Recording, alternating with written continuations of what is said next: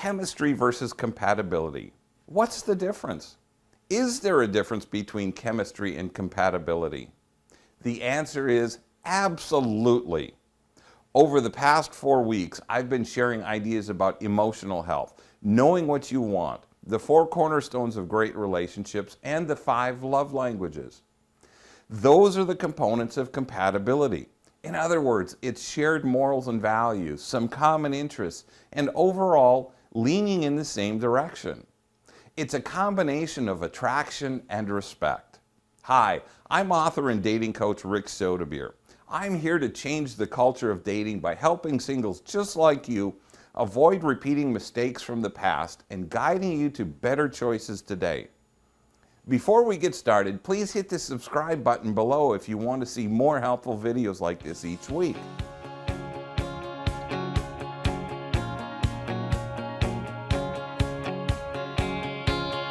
Today I want to talk about that somewhat elusive magic of chemistry. Chemistry is an almost indescribable pull towards someone. It's a magnetic attraction that draws you to certain people. It's that thing that almost defies description and is something you feel so deep in your soul.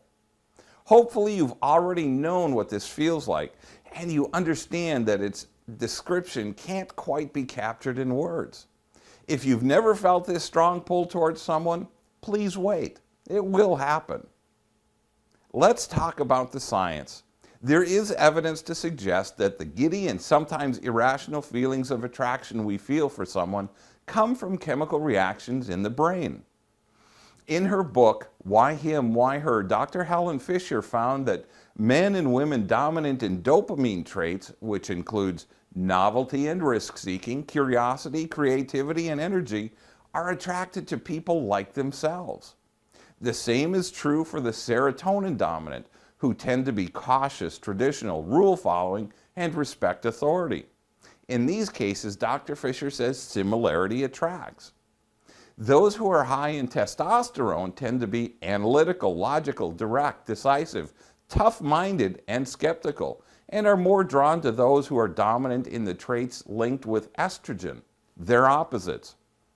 Estrogen-dominant men and women tend to be imaginative, empathetic, trusting, and emotionally expressive, as well as drawn to those high in testosterone. Also, they're opposites. Is this something you really need to remember? Not really. The important thing to understand is that there is science behind the chemistry we feel for someone. It's the weird stuff going on in our brain without us even knowing it, and it's real, so don't discount it.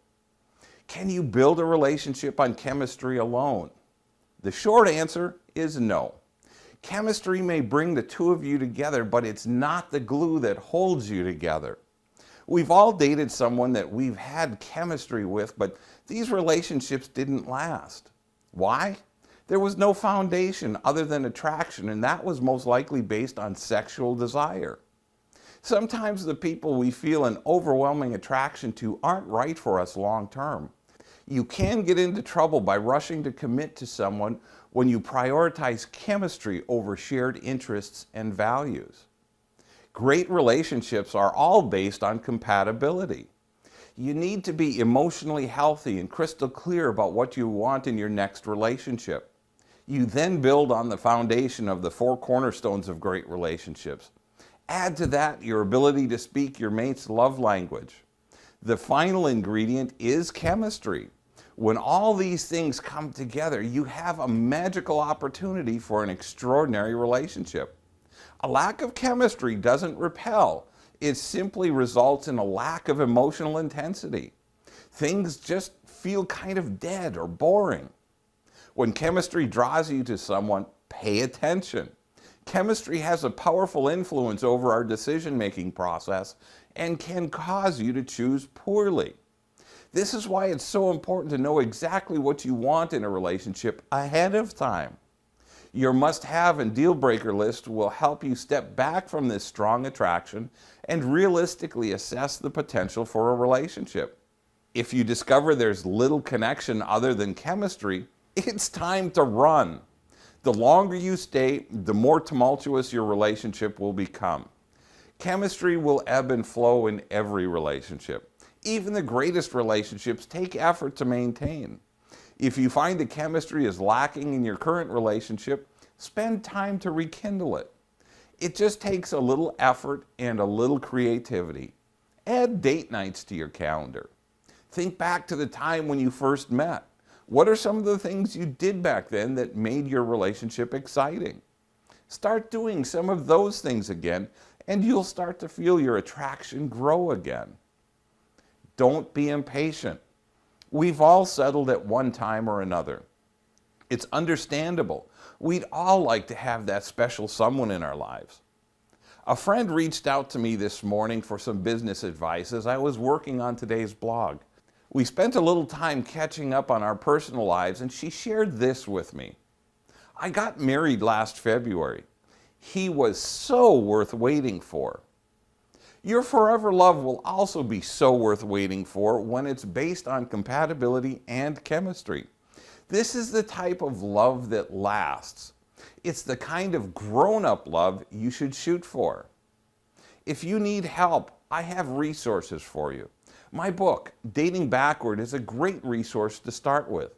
We cover everything I've shared over the past 5 weeks in much greater depth. You can order it directly from my website at ricksoderbeer.com or from amazon.com. Also, consider personal coaching. Usually in just a couple of sessions, I can help you see the areas that need to be addressed and help you move forward into healthier, happier relationships. Email me at rick@ricksoderbeer.com to schedule your personal coaching session. I hope I've given you some ideas to make healthier dating and relationship decisions today. Thanks for watching.